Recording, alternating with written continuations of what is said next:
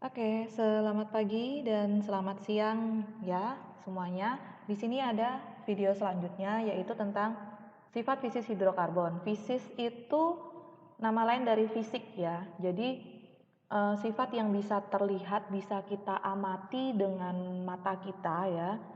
Bisa lihat secara jelas itu namanya sifat fisis ya.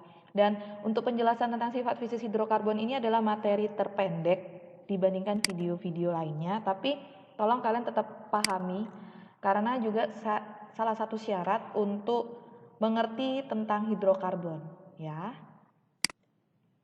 Oke, yang pertama kita masuk ke sifat fisis alkana. Alkana di sini ya. Kamu tahu alkana kan? Oke, yang pertama, sifat titik didih sama seperti penjelasan video sebelumnya. Jadi, kalau dia rantainya semakin panjang tanpa cabang ya, kalau tanpa cabang rantainya semakin panjang, titik didih makin tinggi. Kalau dia gugus fungsinya sama atau rumus molekulnya sama, tapi rantainya itu rantai panjangnya, rantai utamanya itu semakin pendek dan dia digantikan ke dalam posisi cabang, maka titik didihnya semakin rendah. Seperti itu. Dan juga kalau misal posisi cabangnya dia itu jauh dari ujung, itu memiliki titik didih yang sedikit lebih tinggi bila dibandingkan jika cabangnya terletak mendekati ujung. Oke, ini untuk yang alkana. Nah, di sini ada dalam wujud ya, pada suhu kamar. Suhu kamar itu dianggapnya adalah 25 derajat Celcius. Alkana ya, alkana dengan jumlah atom C1 sampai C4 berwujud gas ya. Jadi dari metana sampai butana berwujud gas. Alkana dengan jumlah atom C5 sampai C17 ya kan. C5 itu pentana, C17 itu dekaheptana. Itu berwujud cair. Dan alkana dengan jumlah atom lebih dari C17 berarti mulai dari oktadekana ya, oktadekana dia berwujud padatan. Alkana tidak larut dalam air karena senyawa kovalen nonpolar. Kovalen nonpolar itu kalau kalian waktu kelas 10 pelajari, kalau kovalen nonpolar dia tidak memiliki PEB, pasangan elektron bebas ya, tidak memiliki pasangan elektron bebas. Dan tarikannya ya kan, dan tarikannya itu seimbang kalau nonpolar ya. Kalau polar berarti kebalikannya ya. Alkana menjadi pelarut yang baik bagi senyawa organik, nama organik nonpolar. Nama lain dari ini juga berarti alkana juga bisa larut dalam senyawa ini juga gitu. Jadi dia bisa sama-sama saling melarutkan dengan kloroform, CHCl3. Kloroform itu kalau kalian tahu, misal kalian pernah praktek untuk membius hewan kemudian dibedah di mata pelajaran biologi misalnya, nah itu pakai kloroform. Kemudian karbon tetraklorida dan benzena. Oke. Untuk 4, alkana memiliki massa jenis lebih rendah dari air. Kan rho air itu adalah 1 gram per cm kubik. Semakin banyak atom karbonnya, semakin besar massa jenisnya, jelas ya, karena kan C-nya semakin banyak, berarti massa jenisnya kan semakin bertambah. Kelima, cairan alkana tidak dapat menghantarkan listrik. Oke. Kita masuk ke sifat fisis alkena. Di sini, titik didih seperti pada penjelasan di video sebelumnya. Oke ya. Sebenarnya pada kasus umumnya itu adalah alkena, semakin panjang alkena kalau dia tanpa cabang ya sama seperti alkana, dia titik didihnya makin tinggi. Posisi cabangnya juga pengaruh ya, semakin ke tengah dia semakin tinggi. Nah, permasalahannya adalah bagaimana dengan posisi rangkap. Posisi rangkap itu sama juga dengan posisi cabang. Jadi jika rangkapnya itu semakin jauh dari ujung, dia titik didihnya akan lebih tinggi dibandingkan dengan rangkap yang mendekati ujung. Misalnya satu pentena itu titik didihnya lebih rendah daripada 2 pentena, seperti itu ya. Yang kedua, pada suhu kamar, etena, propena, dan butena berwujud gas, sedangkan alkena yang lain berwujud cair. Nah, di sini ada etena, propena, butena. Emang nggak ada? Kan kalau alkana itu ada metana ya. Nah, sekarang untuk alkena dan alkuna itu tidak ada namanya metena atau metuna, tuh nggak ada ya. Karena apa? Kan syaratnya untuk alkena itu kan rangkap ya, rangkap 2. Kalau alkuna nanti kan rangkap 3. Lah kalau misalnya dia cuma C-nya 1, dia mau berangkap sama siapa gitu kan. Jadi untuk yang C-nya 1 itu hanya berlaku untuk alkana. Ingat ya, kalau untuk alkena dimulai dari etena, dimulai dari C-nya 2. Oke. Nomor 3, Massa jenisnya sama, lebih rendah dari air yang seperti dari alkana tadi. Alkena tidak larut dalam air karena senyawa kovalen nonpolar, sama ya penjelasannya dengan yang alkana ya. Di sini sama. Nah, sifat fisis alkuna. Sekarang kita masuk ke sifat fisis alkuna. Titik didihnya seperti pada penjelasan di video sebelumnya atau yang baru saja saya omongkan di alkena tadi. Jadi kalau dia tanpa cabang semakin panjang itu dia akan semakin titik didihnya makin tinggi. Kalau semakin cabangnya itu mendekati ujung, dia titik didihnya makin rendah gitu kan. Tapi semakin cabangnya mendekati ke tengah-tengah semakin jauh dari nomor satunya, dia berarti titik didihnya makin tinggi. Nah, kemudian posisi rangkap tiganya, kalau dia lebih mendekati ujung, sama rangkap tiga yang jauh dari ujung itu lebih titik didihnya lebih tinggi dari jika rangkap tiganya itu jauh dari ujung, seperti itu ya.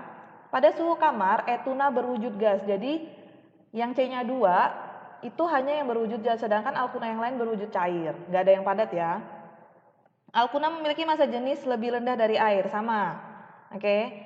Semakin banyak atom karbonnya semakin besar massa jenis, sama. Alkuna tidak larut dalam air karena senyawa kovalen nonpolar, sama. Oke. Kasusnya dia sama dengan alkena ya. Seperti itu. Ini ada catatan khusus ya. Catatan khusus ini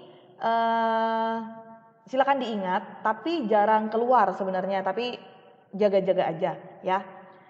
Alkena dan alkuna sebenarnya sedikit larut dalam air, sangat sedikit, walaupun sangat sukar. Hal ini dikarenakan alkena dan alkuna memiliki ikatan rangkap yang membentuk ikatan pi. Di sini ada pi ya. Ikatan pi tersebut akan ditarik oleh hidrogen dari air. Air itu kan H2O. Nah, hidrogen dalam air itu dapat menarik ikatan pi pada alkena dan alkuna ya. Karena hidrogen itu kan bermuatan positif sebagian. Maksudnya positif sebagian itu kan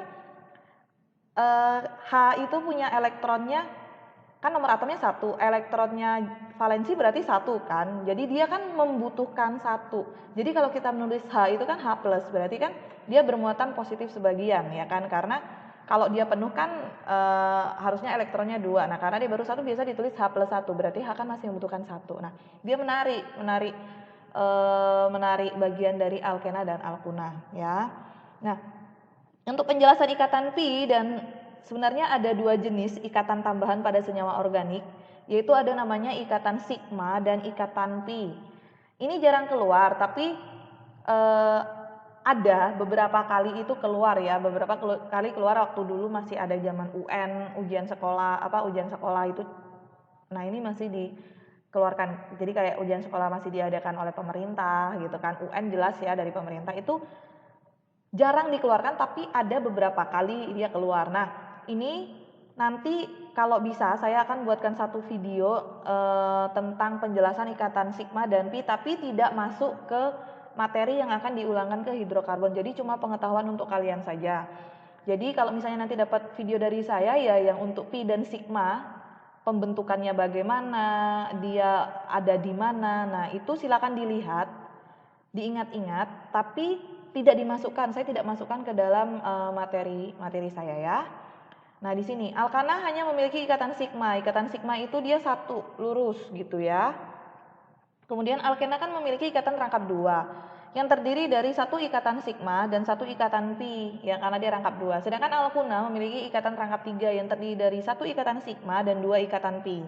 Jadi ikatan sigma itu yang tengah ya, kalau misalnya untuk di alkuna yang pi-nya itu yang atas bawahnya. Seperti itu. Nanti lebih jelasnya kalau saya sudah share video selanjutnya, tapi kemungkinan masih agak lama ya, karena ini tidak materi yang cukup kamu tahu tapi tidak digunakan dalam materi ulangan. Oke. Dan ada tambahan tentang titik didih, tambahan penting ini di sini. Kemarin kan saya bilang kalau urutan dari titik didih itu adalah yang paling tinggi adalah alkuna, kemudian disusul alkana, baru terakhir adalah alkena ya kan. Atau di video sebelumnya itu kan alkuna paling tinggi, baru alkana, baru alkena, seperti itu. Tapi ada kecenderungan seperti ini, silakan kalian perhatikan angkanya. Ini saya sudah carikan yang dia sama-sama jumlah C-nya sama ya. Nih. Jadi ketika dari C2, ini saya mulai dari C2 karena untuk alkena dan alkuna kan tidak ada C1 ya. Jadi saya mulai dari C2.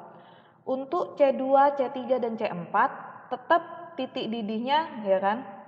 Titik didihnya paling tinggi adalah alkuna ya, alkuna paling tinggi. Kemudian disusul alkana, baru yang titik didih paling rendah adalah alkena. Nah, untuk propana bagian C-nya 3, untuk propuna dan propena juga sama. Jadi paling tinggi itu propuna, baru disusul propena, propuna disusul sama propana, baru terakhir adalah propena, ya. Demikian juga yang untuk buta, masih yang menduduki paling tinggi adalah untuk pertama adalah alkuna, ya kan, baru di sini adalah alkana, baru yang terakhir adalah alkena. Tapi ada kecenderungan setelah lewat dari C4, yaitu mulai dari C5 ada perbedaan. Perbedaannya bagaimana?